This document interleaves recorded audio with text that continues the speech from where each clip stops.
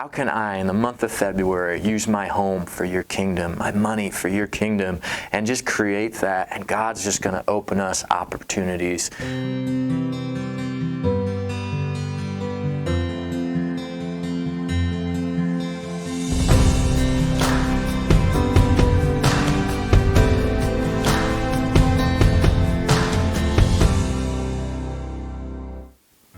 Hello, Grace family, and welcome back to our Midweek Check In.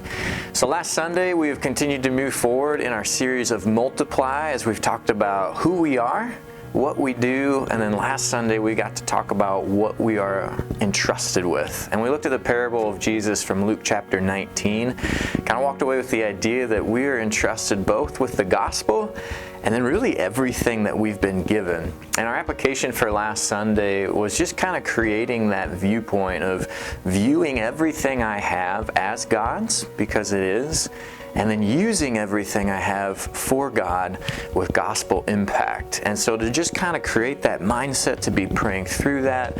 And so in the middle of your week, I wanted to read a verse. I believe I read it on Sunday. It was a cross-reference we read. And to just kind of unpack that a little bit and encourage you in the middle of your week.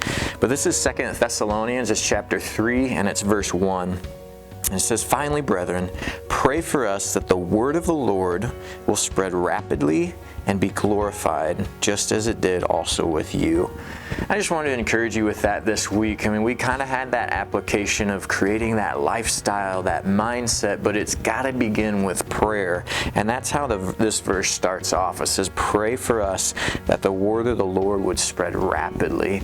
And so I just want to encourage you to continue in that, to pray over that as you're viewing everything you have as God's and then using everything you have for God, to make sure that prayer is a central part of that, and continue to ask Him, God, you've given me all of these things. How can I, and we just started February, how can I, in the month of February, use my home for your kingdom, my money for your kingdom, and just create that, and God's just going to open us opportunities month in and month out, and even every single day as we just bring that before Him.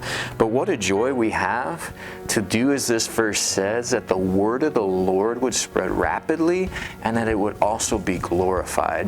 And so I just want you to know I'm praying that over you this week, and as we continue to move forward in this mission and vision, that really everything, every part of our day, everything we're going through, the good and the bad, we all have these opportunities.